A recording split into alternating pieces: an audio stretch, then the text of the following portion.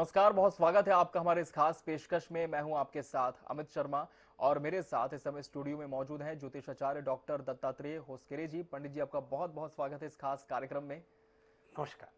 रक्षाबंधन भाई बहन के पवित्र बंधन का त्योहार है। इस दिन राखी बांधने से लेकर शुभ मुहूर्त और योग को लेकर कभी कभी हमारे मन में दुविधा भी रहती है। खासकर पंडित जी, भद्रा को लेकर अक्सर लोग आशंकित रहते हैं और हमारे आज के इस कार्यक्रम में हम इसी विषय पर बात करेंगे। रक्षाबंधन की महत्ता के साथ साथ इस दिन बन रहे शुभ संयोग पर भी चर्चा करेंगे। तो चलिए हमारे इस कार्यक्रम की शुरुआत करते हैं।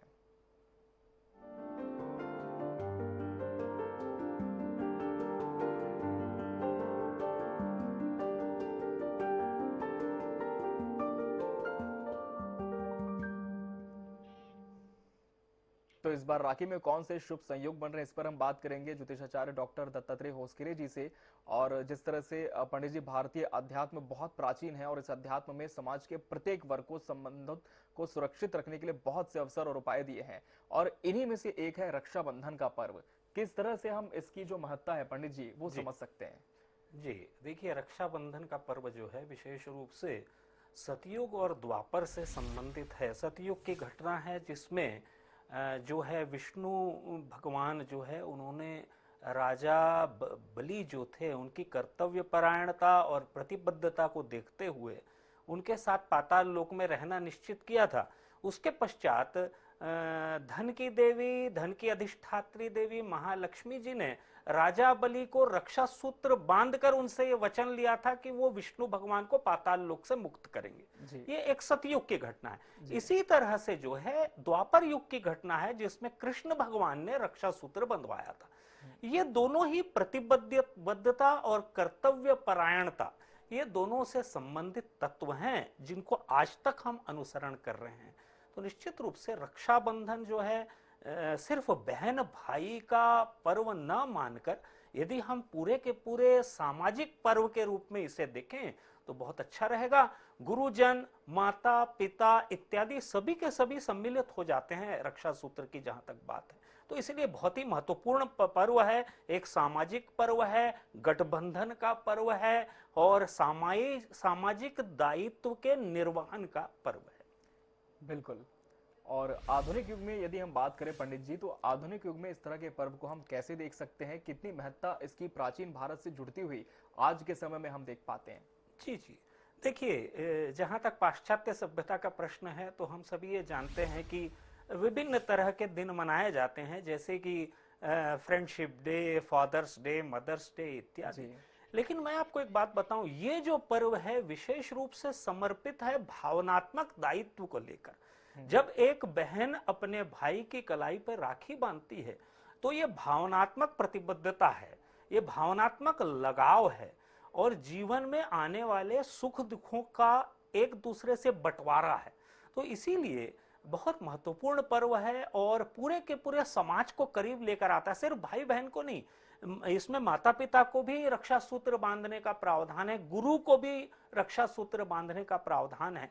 इसीलिए बहुत महत्वपूर्ण पर्व है और एक ऐसा पर्व जिसमें मनुष्य का भावनात्मक लगाव जो है वो साफ दिखता है। बिल्कुल। तो न सिर्फ भाई बहन के बंधन का पवित्र पर्व है, बल्कि जिन्होंने आपको जीवन में बहुत शिक्षा दी है, सबसे पहले तो आपके माता पिता, फिर गुरुजन, तो उनके साथ भी आपके रिश्ते को मजबूती से जोड़ने का ये पर्व है। पंडित जी, अब हम कार्यक्रम की कड़ी को आगे बढ़ाते हैं और बात करेंगे उन शुभ संयोगों की, उन युगों की जो इस दिन बनने जा रहे हैं। आयुष्मान योग और सौभाग्य योग में इस बार राखी बांधी जाएगी। ये योग किस तिथि को पड़ रहे हैं, क्या नियत समय इसका होगा? जी जी, देखिए, रक्षाबंधन के दिन इस बार विशेष रूप से बात यह है कि चतुर्दशी को प्रातःकाल 10:38 तक गुरुवार को चतुर्दशी है 11 तारीख को। इसके पश्चात जो है पूर्णिमा पड़ रही है। पूर्णिमा क्योंकि रात्रिकालीन होती है, रात्रि व्यापिनी होती है पूर्णिमा, इसलिए जो है 11 तारीख को ही मनाने का प्रावधान सुनिश्चित हुआ है। लेकिन इस दिन जो आयुष्मान योग और सौभाग्य योग की युति बन रही है बहुत महत्वपूर्ण है। देखिए, आयुष्मान योग जिसमें हम रक्षा सूत्र बांध रहे हैं, तो निश्चित रूप से जब बहन अपने भाई को रक्षा सूत्र बांधेगी तो भाई की आयु को सुनिश्चित कर देगी, एक दीर्घायु को सुनिश्चित कर देगी, निरोगी काया को सुनिश्चित कर देगी। इसलिए बहुत महत्वपूर्ण है। और जब आयुष्मान योग पर राखी बंधेगी तो दीर्घायु, स्वस्थ जीवन, जीवन में प्रगति इत्यादि सभी कुछ बहन जो है भाई के साथ सुनिश्चित कर लेंगी। उसी के साथ साथ सौभाग्य योग है, यानी कि ये तो निश्चित है कि हर बहन चाहती है कि जब उसके भाई को रक्षा सूत्र बंधे तो निश्चित रूप से उसका सौभाग्य भी हो, उसको भाग्य मिले, जीवन में आगे बढ़े वो। तो निश्चित रूप से जब बहन भाई को सौभाग्य योग में राखी बांध रही है तो सौभाग्य भी सुनिश्चित होगा। एक मैं महत्वपूर्ण बात आपको बताना चाहता हूं, वो ये है कि इस दिन जो है विशेष रूप से गोचर में गुरु और शनि दोनों स्वग्रही हैं। सूर्य लग्न में होगा शुक्र के साथ, एक तरह का बहुत अच्छा धन संबंधी योग बन रहा है। इस दिन रक्षा सूत्र बांधने से निश्चित रूप से जहां एक और भाई की आयु को वृद्धि मिलेगी, वहीं सौभाग्य की प्राप्ति होगी और धन संबंधी बाधाएं जो हैं वो भी दूर होंगी। बिल्कुल। 11 तारीख को बहुत शुभ संयोग है पंडित जी। वहीं जहां तक 12 तारीख की बात है, तो क्या जो बहनें 11 तारीख को भाई से नहीं मिल पा रही हैं, क्या 12 तारीख को रक्षा सूत्र बांधा जा सकता है? जी, ये एक बहुत अच्छा प्रश्न है। मैं आपको जी। एक बात बता दूं कि 12 तारीख को सुबह 7:05 तक जो है पूर्णिमा है। यदि हम आकलन करें तो 12 तारीख को सूर्योदय के पश्चात शास्त्रों में वर्णित है, विशेष रूप से मुहूर्त चिंतामणि में, कि यदि 16 दंड से ज्यादा कोई तिथि हो तो उसको उस दिन माना जाता है, अन्यथा नहीं माना जाता। तो सूर्योदय के पश्चात 16 दंड की हालांकि तिथि नहीं है, इसलिए उस दिन पूर्णिमा नहीं माना जा रहा है। लेकिन उसके बावजूद भी यदि कोई बहन 11 तारीख को नहीं बांध पाती है तो प्रातःकालीन मुहूर्तों में, सिंह लग्न में विशेष रूप से प्रातः काल में लगभग 8 बजे से पहले जो है, यदि 12 तारीख को भी रक्षा सूत्र बांध देती है तो कोई दिक्कत नहीं है, इसमें कोई परेशानी नहीं होगी।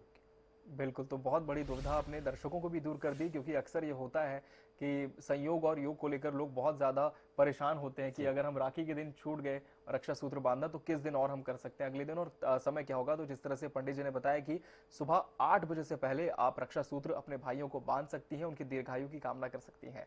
एक और सबसे बड़ी दुविधा जो देखी जाती है पंडित जी, वो भद्रा को लेकर लोग अक्सर बहुत आशंकित होते हैं कि भद्रा का समय क्या है। इस पर भी हम चाहते हैं कि आप प्रकाश डालें। जी जी, देखिए भद्रा जो है शास्त्रों में जो वर्णित है विशेष रूप से भद्रा के बारे में, कि भद्रा जो है स्त्री तत्व है, भगवान शनिदेव और यम की बहन है भद्रा। तो इसीलिए भद्रा को विशेष रूप से मुहूर्तों में स्थान दिया गया है। और एक बात मैं और बात बता दूं, जब भी भद्रा की चर्चा होती है तो इसमें खाली अशुभ प्रकरण नहीं आते, इसमें शुभाशुभ प्रकरण आते हैं, यानी कि शुभ भी आते हैं अशुभ भी आते हैं, इसलिए बहुत ज्यादा डरने वाली बात नहीं होती है। लेकिन जहां तक 11 तारीख की यदि मैं बात करूं तो 11 तारीख को मुहूर्त चिंतामणि एक बहुत महत्वपूर्ण ग्रंथ है जिसको लेकर हम मुहूर्तों के बारे में चर्चा करते हैं जी। तो मुहूर्त चिंतामणि के 21वें पेज में 44वें और 45वें श्लोक में यह विशेष रूप से वर्णन है कि भद्रा जब भी मकर राशि की होती है तो पाताल लोक में होती है, पृथ्वी लोक पे नहीं होती। इसीलिए पृथ्वी लोक पर इसका कोई प्रभाव नहीं है। यहाँ पे यह स्पष्ट हो गया कि मकर राशि में भद्रा होने के कारण पाताल लोक में वो है, इसलिए पृथ्वी लोक पर इसका कोई प्रभाव नहीं है। इसीलिए पूरे दिन भर आप जो है रक्षा सूत्र बांध सकते हैं बिना किसी संशय के। जहां तक इसके पुच्छ और मुख की चर्चा हुई है उसमें चतुर्दशी तिथि को विशेष रूप से पहरों की चर्चा की गई है, तो कौन से पहरों में भद्रा शुभ या अशुभ है। लेकिन जब यह तय हो गया कि मकर राशि की भद्रा है और पाताल लोक में है तो निश्चित रूप से इसके बाद कोई बात रह नहीं जाती। इसीलिए भद्रा निष्प्रभावी है और दिन भर आप राखी बांध सकते हैं।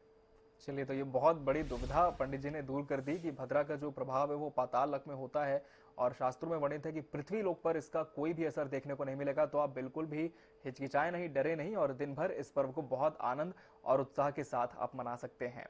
पंडित जी, विभिन्न कालों की भी हम चर्चा कर लेते हैं, खासकर मध्याह्न काल, सायं काल, किस तरह से हम विभिन्न कालों में राखी बांध सकते हैं। और जिस तरह से मध्याह्न काल में हम इस बार बात करेंगे वृश्चिक लग्न की, तो इसका समय कब से कब तक होगा? जी जी, देखिए मैं आपको बताऊं विशेष रूप से मुहूर्तों का बहुत इंपॉर्टेंस होता है। जब भी रक्षा सूत्र की बात होती है तो स्थिर लग्नों में जो है रक्षा सूत्र बांधा जाना चाहिए, ऐसा शास्त्रों में कहा गया। तो वृश्चिक लग्न की मैं बात करूं तो मध्याह्न काल में वृश्चिक लग्न 12:40 से 2:55 के मध्य है तो इस दिन जो है आप इस समय में यदि रक्षा सूत्र बांधेंगे तो बहुत अच्छा रहेगा।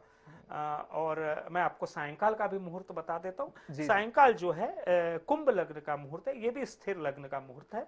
6:49 से 8:24 तक इस समय आप राखी बांध सकते हैं। रात्रि काल में भी एक मुहूर्त है, इसमें रात्रि काल में वृषभ लग्न, ये भी स्थिर लग्न है।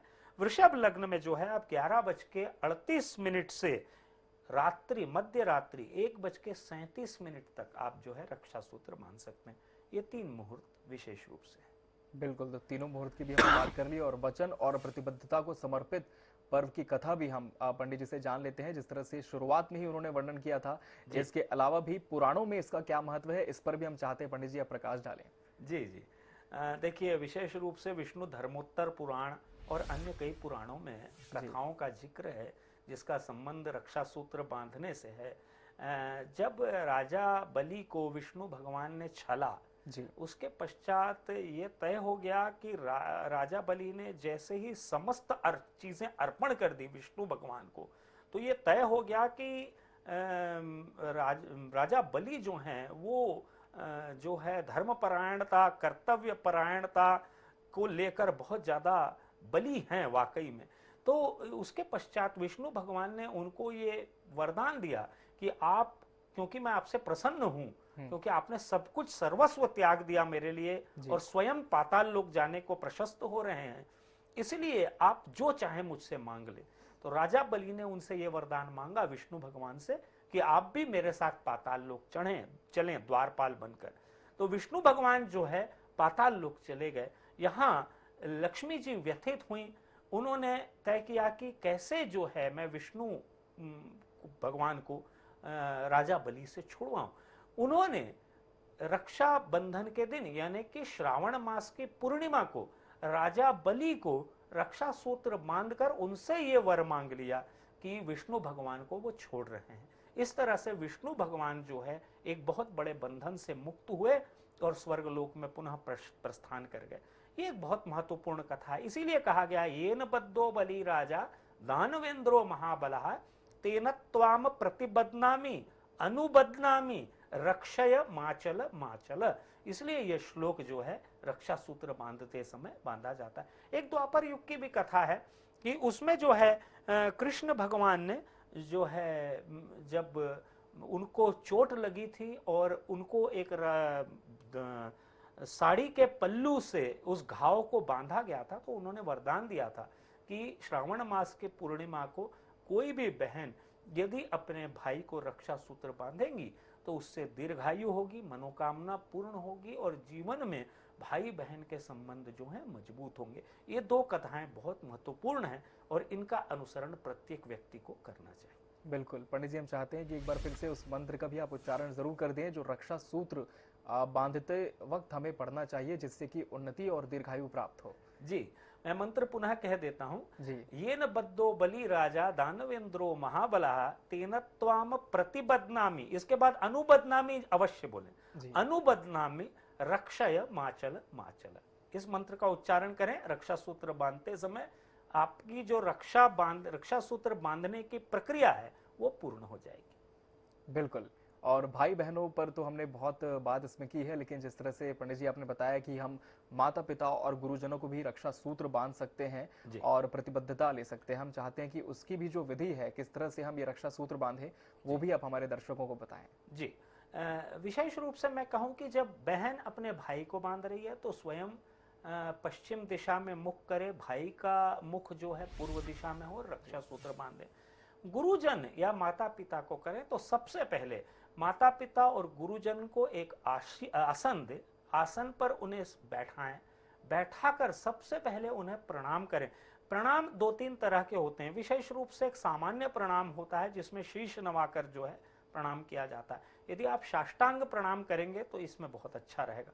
गुरुजन या माता पिता को प्रणाम करके उनको जो है सीधे हाथ में रक्षा सूत्र यदि बांधे और तिलक लगाकर उनसे आशीष लें तो निश्चित रूप से रक्षा सूत्र बांधने की प्रक्रिया जो है वो पूर्ण होगी। बिल्कुल, तो इस प्रक्रिया से रक्षा सूत्र आप बांध सकते हैं, माता पिता और गुरुजनों का भी आप आशीर्वाद ले सकते हैं। जी जी। पंडित जी, ऐसा भी कहा जाता है कि ये जो दिन होता है वो विद्या प्रारंभ करने का भी बहुत अच्छा दिन होता है। क्या महत्व है इस दिन विद्या प्रारंभ करवाने का? जी जी। जी। मैं आपको बता दूं कि रक्षा बंधन का पर्व जो है विशेष रूप से हयग्रीव का पर्व है। जी। हयग्रीव जो हैं जी। वो समुद्र मंथन के बाद उनका अवतरण हुआ था। अश्व का मुख है उनका और मानव का शरीर है। रक्षाबंधन तो सभी मनाते हैं, लेकिन बहुत कम लोगों को ये मालूम है कि रक्षाबंधन का पर्व जो है हयग्रीव को भी समर्पित है। हयग्रीव विद्या के देव हैं, बुद्धि के देव हैं, मेधा के देव हैं।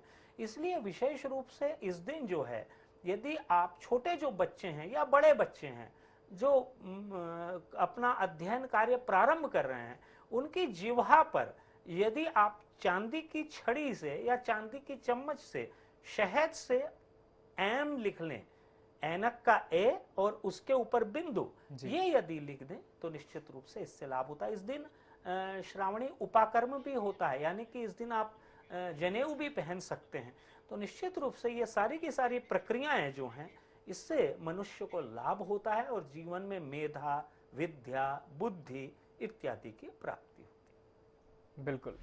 और अब हम कार्यक्रम के अंतिम चरण में हैं पंडित जी, और हम बात कर लेंगे कि विभिन्न राशि के जातकों को इस दिन किन विशेष बातों का ध्यान रखना चाहिए। चाहे हम भाइयों की बात करें, बहनों की बात करें, तो है। ये जी रक्षाबंधन उनके लिए बहुत ज्यादा हितकारी साबित हो, बहुत ज्यादा लाभप्रद हो। और सिलसिलेवार हम सभी राशियों पर चर्चा करते जाएंगे, जितनी 12 राशियां हैं पंडित जी। और हम शुरुआत कर लेते हैं मेष राशि के साथ, और इसके बाद हम लगातार राशियों पर बात करते जाएंगे। जी। मैं आपको बताऊं कि रक्षा सूत्र बांधने का राशियों से बहुत ज्यादा महत्व है, राशियों का संबंध है इससे असल में। जी। मेष राशि, इसके स्वामी जो है मंगल होते हैं विशेष रूप से। और मैं आपको बता दूं, यदि मेष राशि के जातकों को उनकी बहनें नारंगी धागा बांधकर यदि सिंदूर का तिलक करेंगी, तिलक का बहुत महत्व होता है, तिलक, सिंदूर का तिलक यदि करेंगी तो निश्चित रूप से भाग्योदय होगा, भाग्य में वृद्धि होगी। वृषभ राशि की बात करते हैं। वृषभ राशि के यदि जातक हैं आपके भाई, तो बहनों को जो है सफेद चमकीला धागा बांधना चाहिए और चमकीला तिलक लगाना चाहिए। तिलक में थोड़ा सा चमकीलापन हो, ऐसा तिलक लगाएं तो निश्चित रूप से जो है धर्म कर्म संबंधी उनकी आस्था में वृद्धि होगी। मिथुन राशि की बात करें, मिथुन राशि का स्वामी जो है बुध होता है। ये बुध का संबंध मेधा और विद्या और बुद्धि से है, और जैसा कि मैंने बताया आज उसी का दिन है। तो हरा धागा बांधना है बहनों को और चमेली की सुगंध का तिलक लगाना है। इससे निश्चित रूप से यदि प्रमोशन इत्यादि नहीं हो रहा है भाइयों का, तो उसमें लाभ होगा। कर्क राशि के यदि भाई हैं तो उनके लिए है सफेद चांदी युक्त धागा और चंद्राकार लाल तिलक, चंद्राकार लाल तिलक ये लगाएंगे, लाभ मिलेगा। सिंह राशि के यदि आपके भाई हैं तो उनके लिए जो है लाल गुलाबी धागा और गुलाब जल युक्त तिलक ये यदि करेंगे तो भाग्योदय होगा, जीवन में धन धान्य में उन्नति मिलेगी। कन्या राशि के जातक हैं यदि आपके भाई, तो हरा नीला धागा, चावल और हल्दी का मिश्रित टीका यदि ये लगाते हैं तो निश्चित रूप से अध्ययन में लाभ होगा इनको। तुला राशि के यदि जातक हैं आपके भाई, तो चमकीला हरा पीला धागा और चांदी के अर्क का लाल टीका यदि ये लगाते हैं तो निश्चित रूप से यदि प्रमोशन इत्यादि नहीं हो रहा है, जीवन में भाग्योदय नहीं हो रहा है, तो इसमें लाभ मिल जाएगा।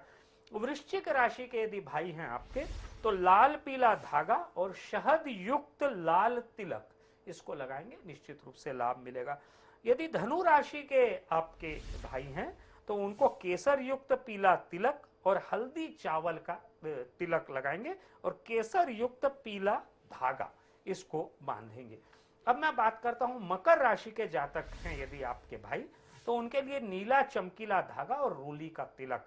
इससे यह लाभ होगा कि यदि इनको किसी क्षेत्र में न्याय नहीं मिल रहा है तो इनको न्याय मिल जाएगा। कुंभ राशि के यदि हैं आपके भाई, तो नीला हरा मोर पंख युक्त धागा और घी चावल का टीका यदि ये लगाएंगे तो भाग्योदय होगा, लाभ मिलेगा, आयुष्मान योग में आयु में भी वृद्धि मिलेगी। आखिरी राशि की चर्चा करते हैं मीन राशि। मीन राशि के जातक हैं यदि आपके भाई, तो पीला धागा और चंदन कुमकुम का टीका लगाएं, इससे निश्चित रूप से लाभ मिलेगा। बिल्कुल, तो ये बात होगी 12 राशियों की, विभिन्न जातकों की। तो आज हमने इस कार्यक्रम के माध्यम से पंडित जी से जाना कि किस तरह के योग बन रहे हैं। भद्रा को लेकर जो दुविधा थी उस पर भी पंडित जी ने प्रकाश डाला, उसे दूर किया। साथ ही नियत समय में किस तरह से हम बहनें जो हैं वो भाइयों को बांध सकती है राखी, गुरुजनों और अपने अभिभावकों को रक्षा सूत्र बांध सकती है। विभिन्न राशियों के लिए कौन सी चीजें शुभ होंगी, इस पर भी हमने बात की। पंडित जी, आपका बहुत बहुत धन्यवाद इस कार्यक्रम पे आने के लिए और दर्शकों को ये अहम जानकारी देने के लिए। नमस्कार। और इसी के साथ हमारे इस खास पेशकश में फिलहाल इतना ही। दीजिए इजाजत। नमस्कार।